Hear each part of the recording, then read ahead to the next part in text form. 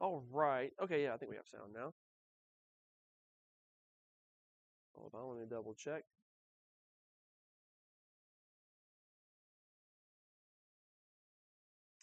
We'll be in John 7, John chapter 7, and we have not been in the Gospel of John in our study on the life of Christ in a while. We just haven't been. We've been in Matthew, Mark, and Luke, and not jumping around, but just following that, his life through that. Now in John chapter 7, we'll go ahead and read the first 9 verses. I'll go ahead and read it and at least introduce it. But then I don't know how far we're going to get into this tonight because there's several thoughts I want to make sure that I give to make sure that we understand what is taking place in the life of the Lord at this point.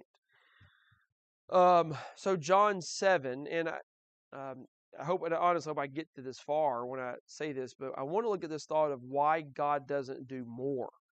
It's a very interesting concept that God himself actually is often accused of by atheists or agnostics, and agnostics are those that do not deny God exists. They just don't know if he exists. So, but anyway, John 7 verse 1 says, after these things, Jesus walked in Galilee, for he would not walk in Jewry, because the Jews sought to kill him.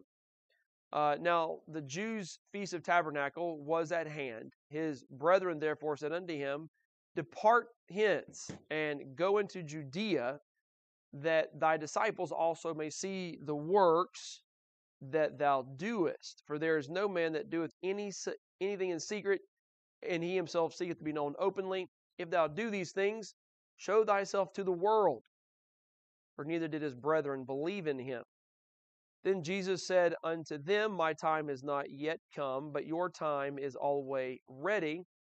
The world cannot hate you, but me it hateth, because I testify of it, that the works thereof are evil.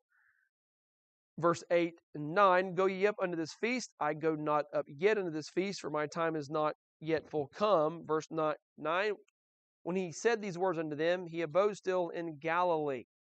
But when his brethren were gone up, then went he also up unto the feast, not openly, but as it were in secret.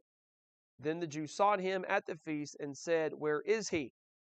And there was much murmuring among the people concerning him. For some said, he is a good man. Others said, nay, but he deceiveth the people. We will not look at all 13 verses, but I wanted to read all 13 verses because this is the whole first major paragraph and first major happenings in this. Now, so bear with me as I talk about some of this, because it's introduction, a lot of teaching, just laying groundwork. Now, John chapter 7 begins with verse 1. Okay?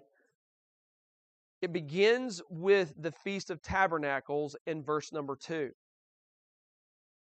For the Jews' Feast of Tabernacle was at hand. Okay, look down. Let me get there to it. Hold on. Okay, look down at verse 14.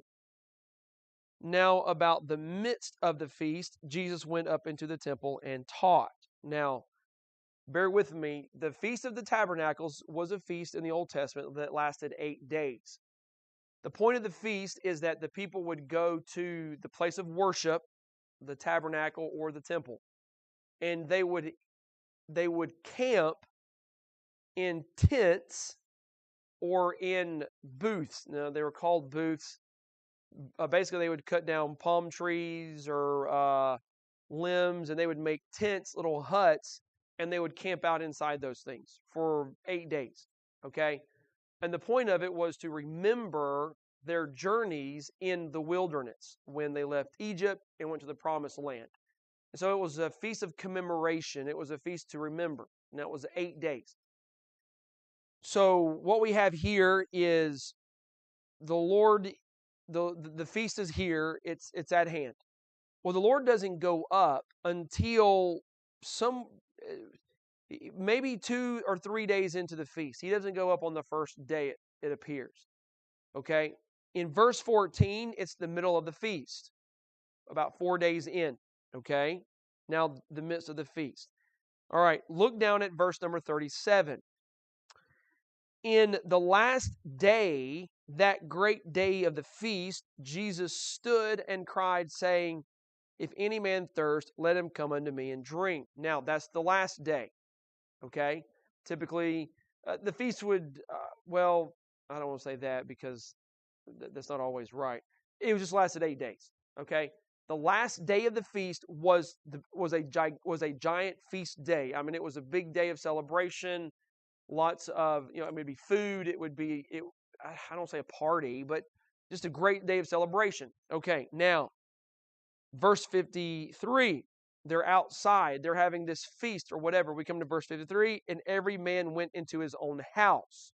So it's the end of the day. They all leave. Chapter 8.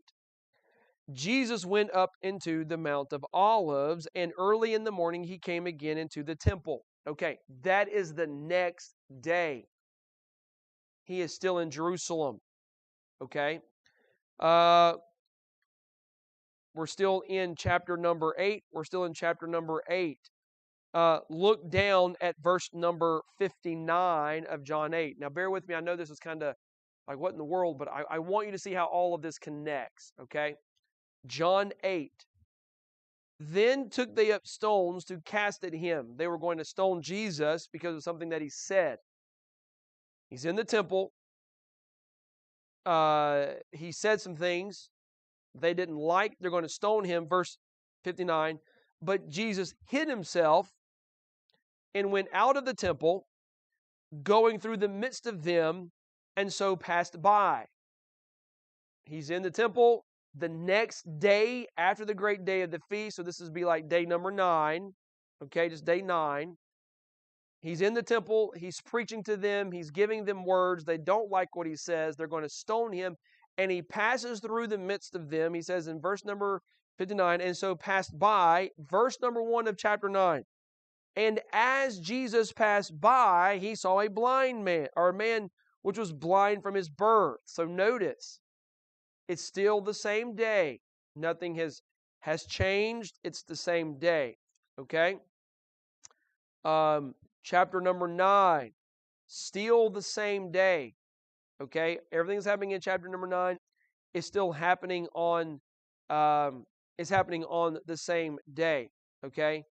If you look down at verse 41 of chapter number 9, Jesus said unto them, if ye were blind, ye should have no sin, but now you say, we see, therefore your sin remaineth.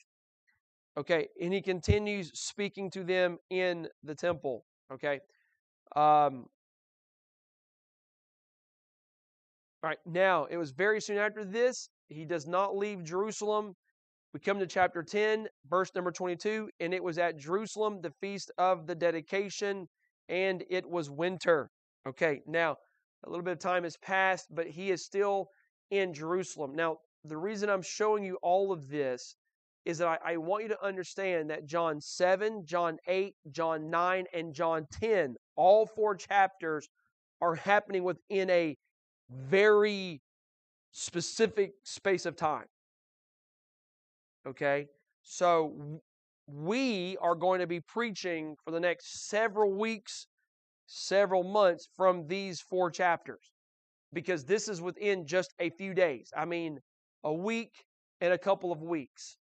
Okay?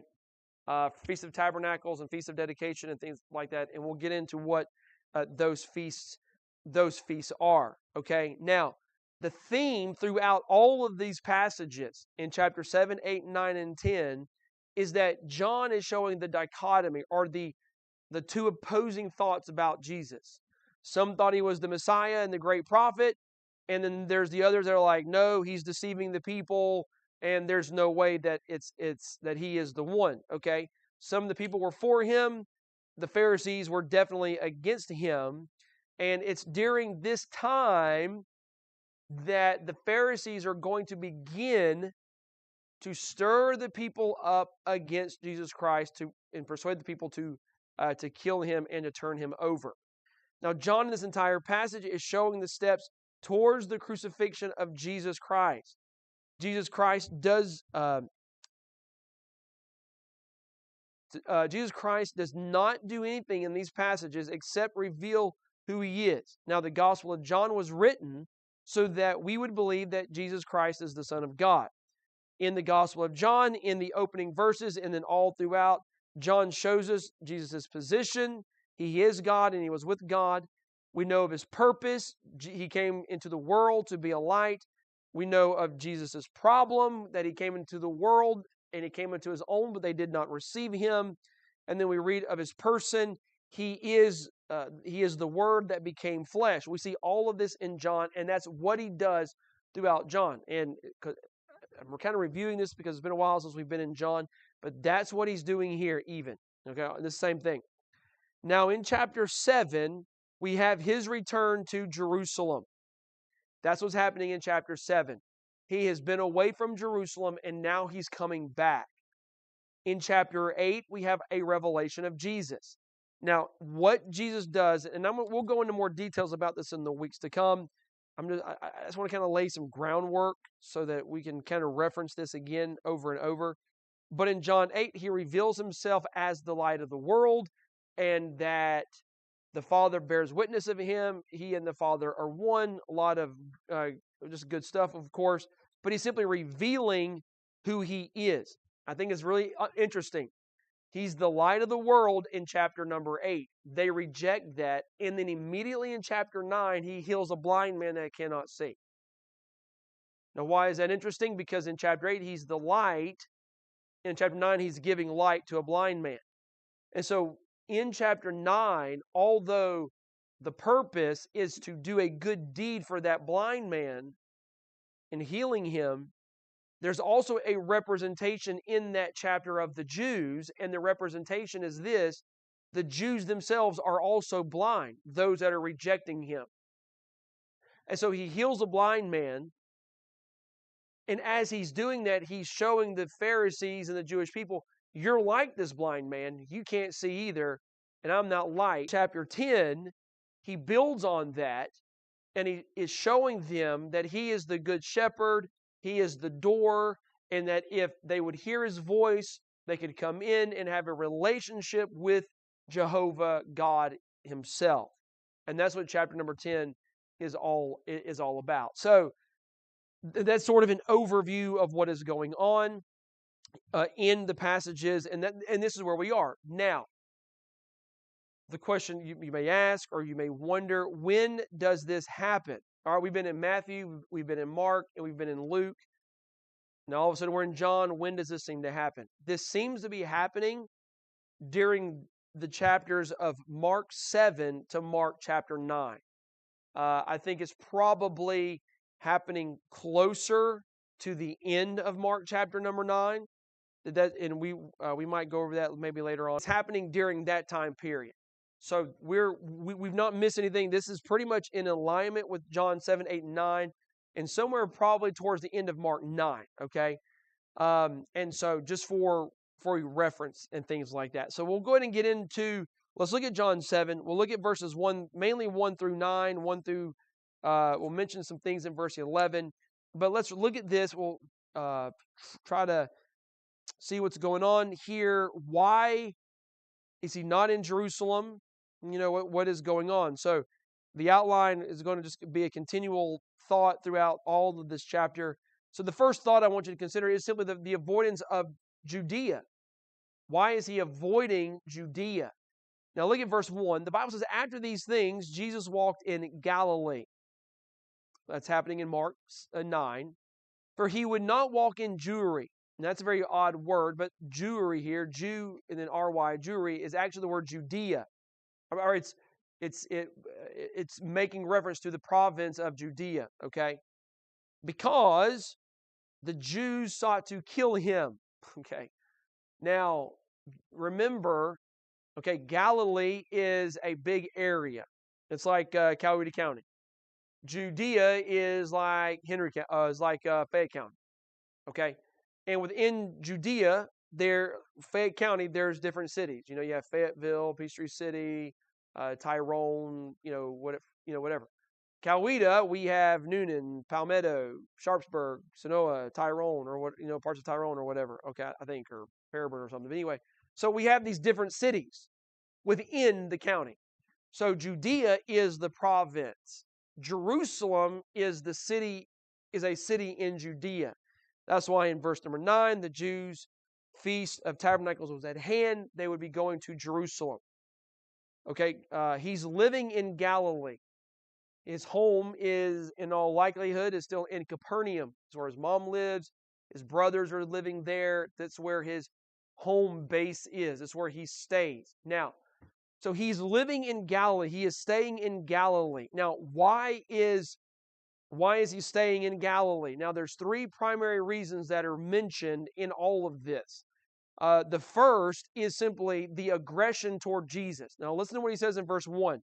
Because the Jews sought to kill him. That is a good reason to avoid anywhere. If you know someone wants to kill you, you stay away. I mean, don't go there, right? So he's avoiding the area. He is avoiding the area, yes, because they're seeking to kill him, but he's working, he's ministering, he's preaching and performing miracles in another area where people will receive him. They're seeking to kill him here, and he's not. But it's not just simply because they want to kill him that I want to look at. Why do they want to kill him? That's the key. Now, I want you to look at verse number 1. He says, after these things. Now, we must remember that we've been in Matthew, Mark, and Luke. John is not writing from that perspective. John is writing from his perspective. So when John says after these things, he is making reference to what has already happened. Now, I want you to consider something. You may not remember, you might not, but last January, not this past January, if I'm remembering right, I want to say it was the January before, we were actually preaching in John chapter 5, like a year and a half ago. Okay, now, the reason I mention that is that the events that happened that we talked about a year and a half ago, probably, I don't know, I could look back, probably about 6, 7, 8 months ago in Jesus' life is when it happened. Remember, he healed the man on the Sabbath day who was carrying the rug, and the Pharisees were like, "What are you doing?" He's like, "Well, the guy who healed me told me to." And they were like, "Oh, why are you doing all that?" And they got mad at Jesus for healing on the Sabbath day. And he says, "Well, my Father," and they got mad. Okay. That happened in Jerusalem 6, 7 months ago. They wanted to kill him then. Now, the reason I mention that is this. I want you to look at verse 21 of John 7. John chapter 7, remember, he's in Jerusalem. He's went back. He's going to go back. He's talking to the Jews in verse 21. Jesus answered and said unto them, I have done one work, and ye all marvel. Moses therefore gave unto you circumcision, not because it is of Moses, but of the fathers. And ye on, notice this, the Sabbath day circumcise a man. If a man on the Sabbath day receives circumcision, that the law of Moses should not be broken, are ye angry at me because I have made a man every whit whole on the Sabbath day? Judge not according to the appearance, but judge righteous judgment. You say, Brother, why in the world are you mentioning this? What I want you to understand and what I want you to see is that these Jews are still angry and seeking to kill him in verse number 1 because of the miracle that he did in chapter number 5, several months before. So why are they wanting to kill Jesus? Because of his miracles. Because of the miracle of healing on the Sabbath day. They're still remembering it. Now, so Jesus doesn't mention this part, but John is including it because he's including it all together. So just turn back to John chapter 5, and I want you to see this. So in John 5, which is what Jesus just referenced. He healed, I did one work on the Sabbath day, and you're angry at me. Still mad. I don't know, several months later.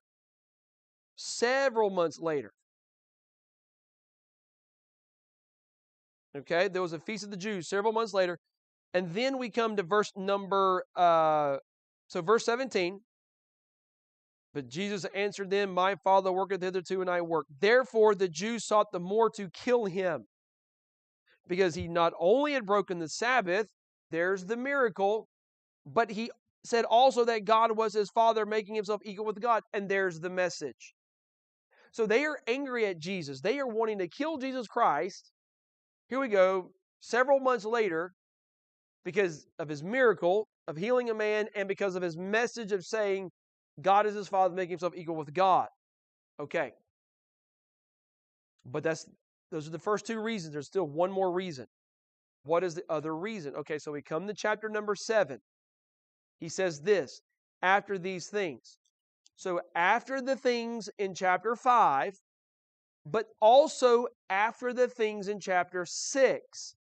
Now, what happens in chapter 6? Well, nothing other than good things. Jesus feeds 5,000 people.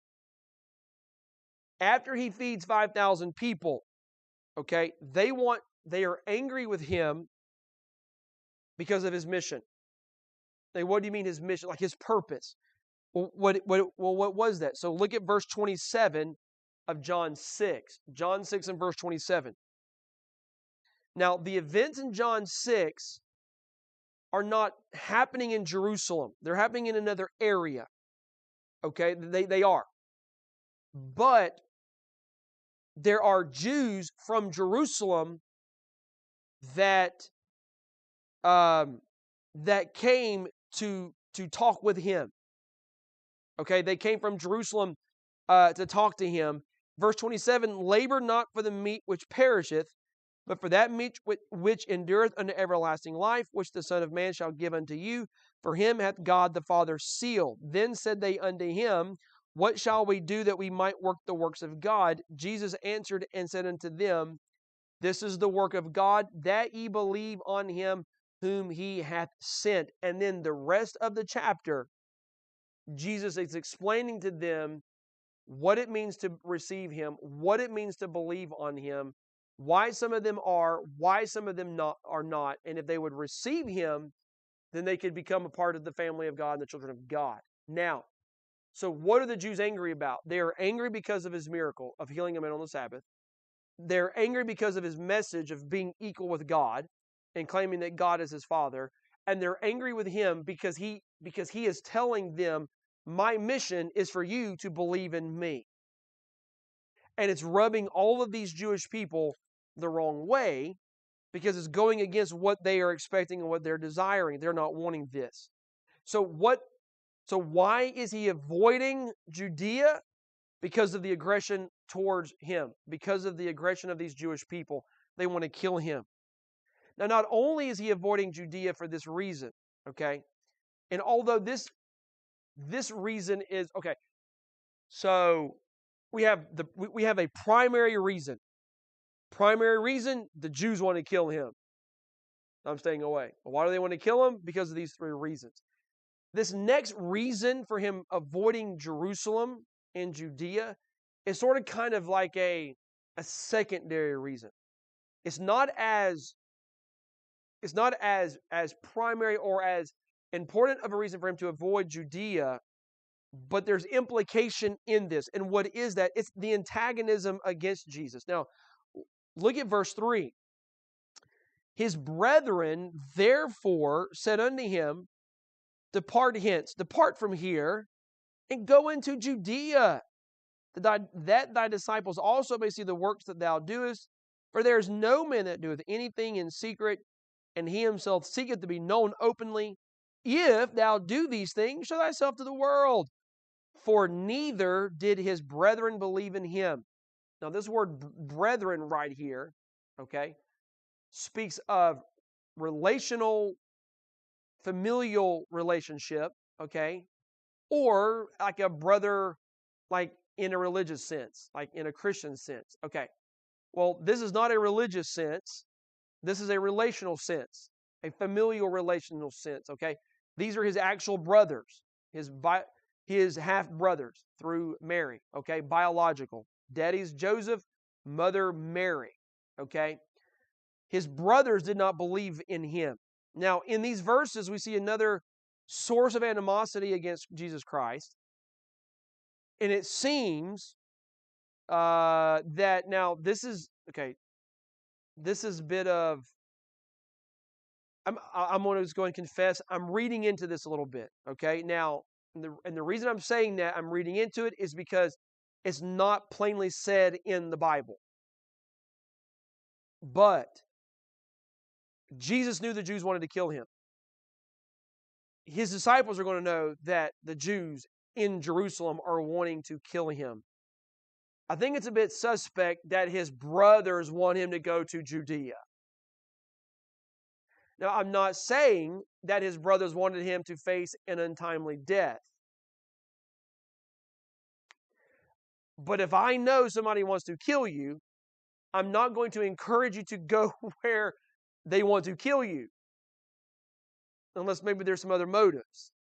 Now, the reason, again, now, I don't want to say that this is for sure what they're doing. I'm not going to say that because it doesn't say it. John doesn't say that.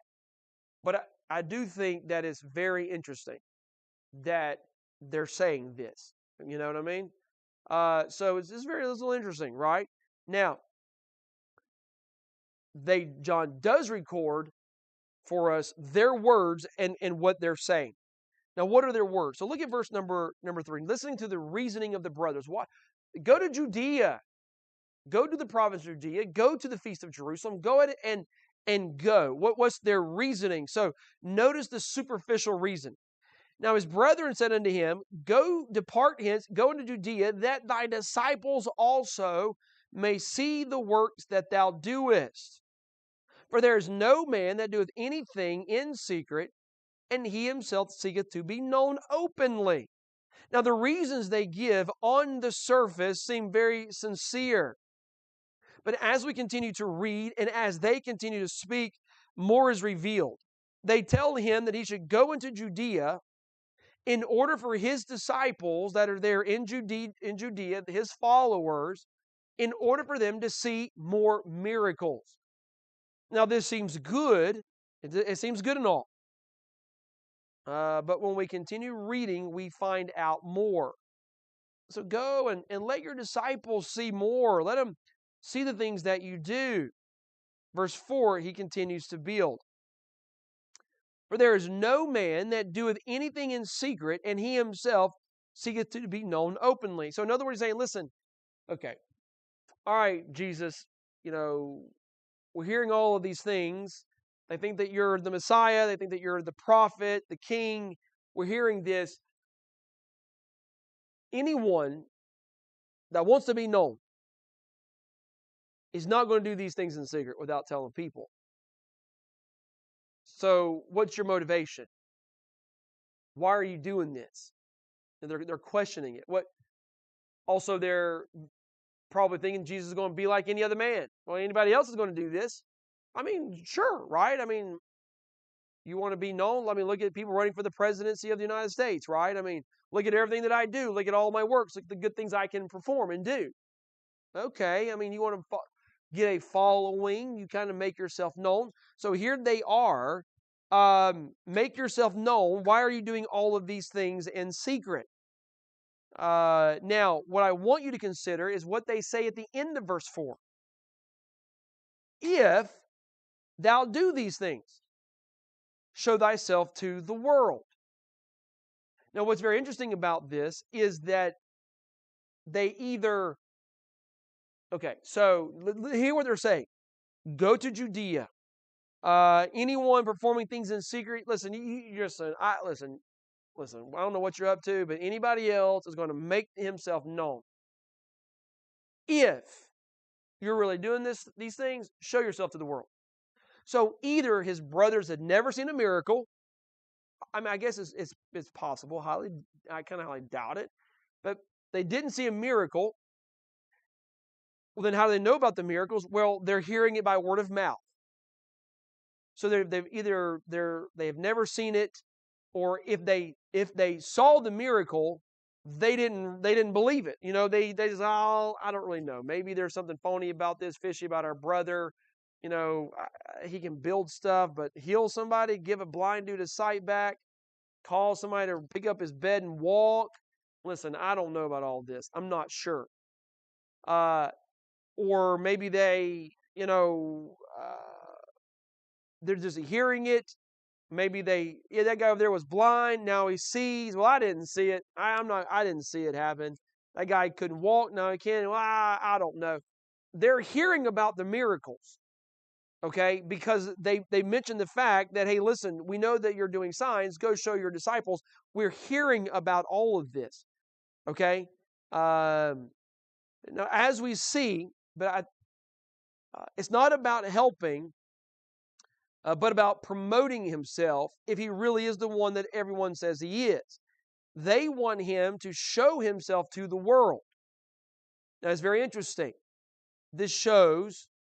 Now, the reason I say this is interesting is that go to Jerusalem and show yourself to the world. Now, it's interesting because it shows us how many people are going to be in Jerusalem.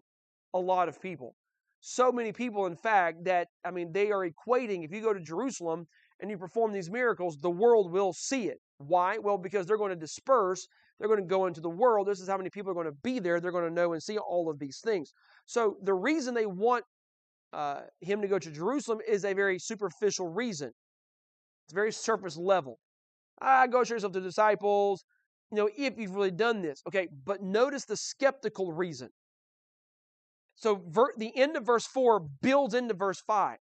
If thou doest these things, show thyself to the world, for neither did his brethren believe in him. Now the word for is a conjunction that connects what was just said. Show yourself to the world. If you've really done these things, show yourself to the world. And then John says, listen, because they really didn't believe in who he was. Now they had, again, maybe they didn't see it, but they had at least heard reports of miracles. I find it very hard to believe that they never saw him perform a miracle. I find it really hard to believe. Okay? But maybe they didn't. They at least heard reports. They at least heard of people being changed and their lives being transformed.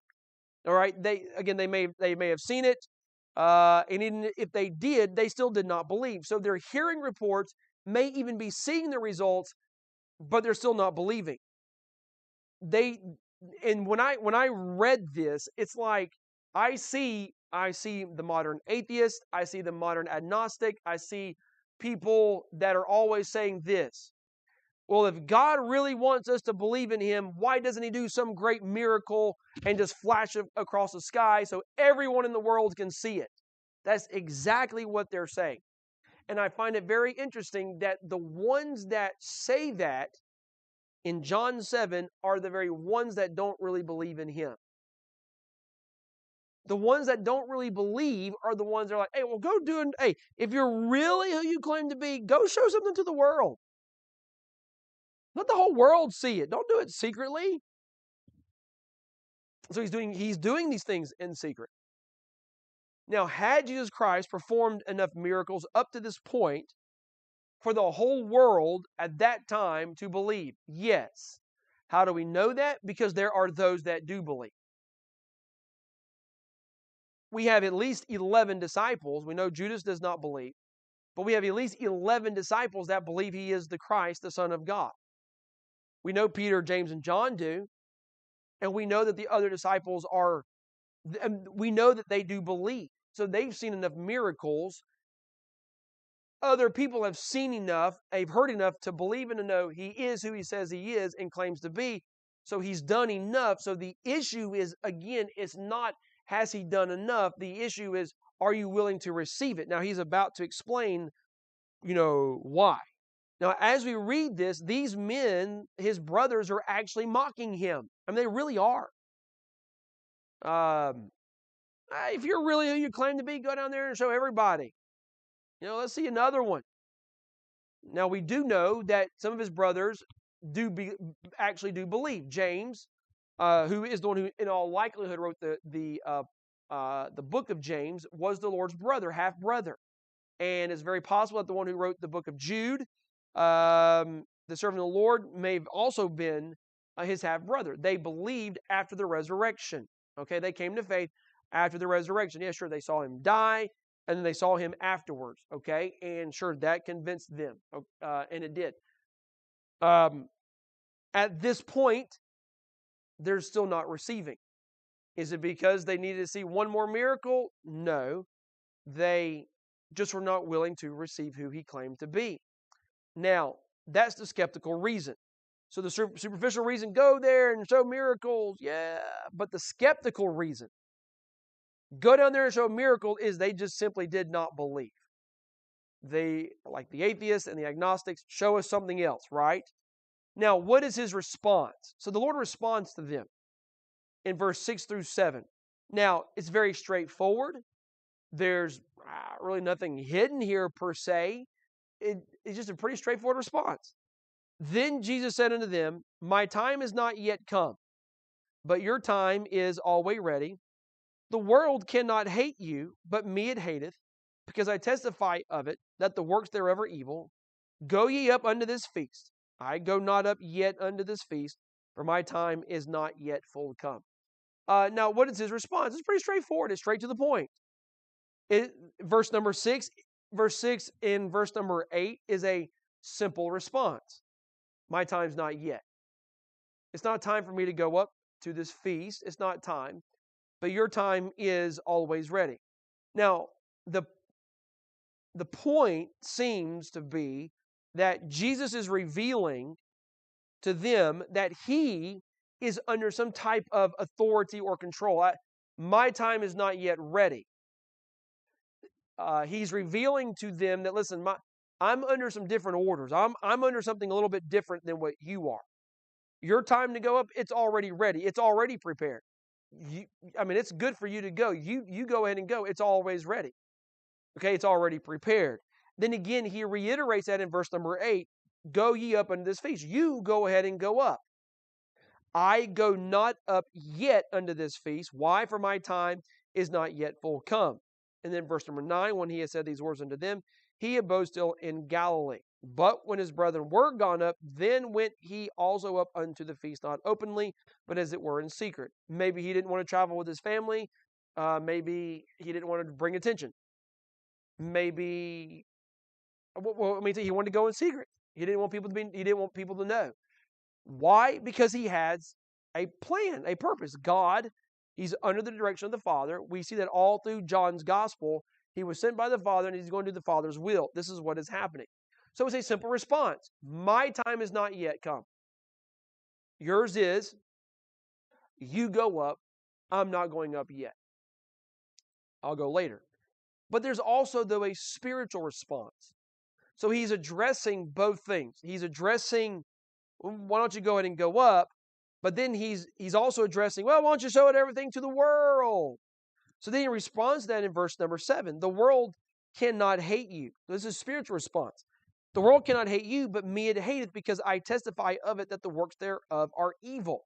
Now he explains why he is not going to go and show his mighty works to the world. Well, why does he just show it to the world? The reason he is not going to show himself to the world is because the world hates him. The Lord has shown enough miracles and signs for the world to believe, but the world still rejects him.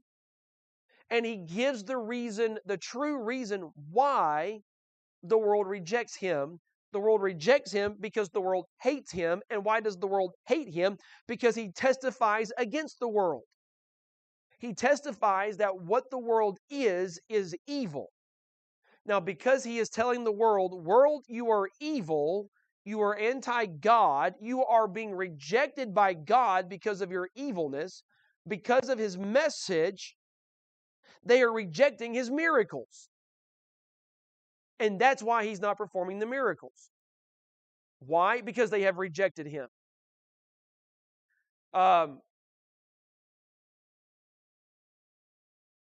Why doesn't God perform more miracles for the world to see? Because of this reason, because the world hates God.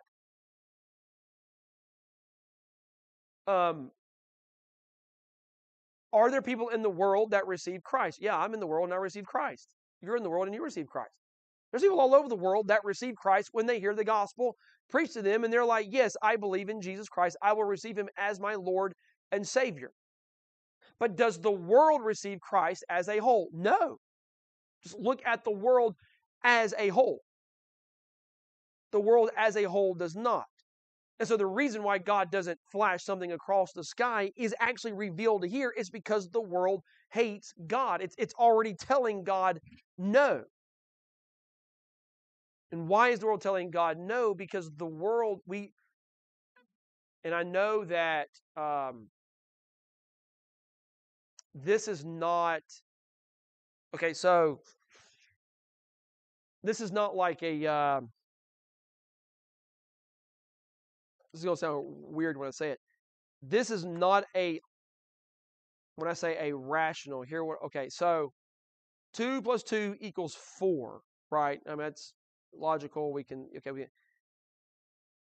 This is not necessarily the greatest, I know it sounds so bad to say that, greatest argument. If somebody says, well, I don't really believe in God, why doesn't God show me more miracles? Then you tell them, well, it's because you hate God. You've already rejected him.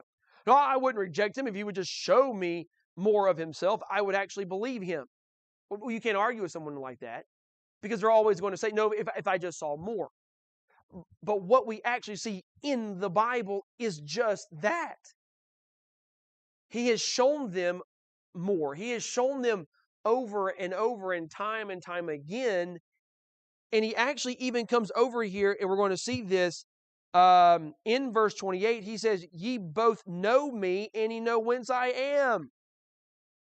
He even tells them, you actually really do know who I am. Okay? We're going to look at that and talk about it. This conversation this goes throughout the rest of chapter 7. It builds on all of this. So we're going to keep making reference back to what's happening in these verses. But all of this, you know who I am. You know who I am, know where I'm from.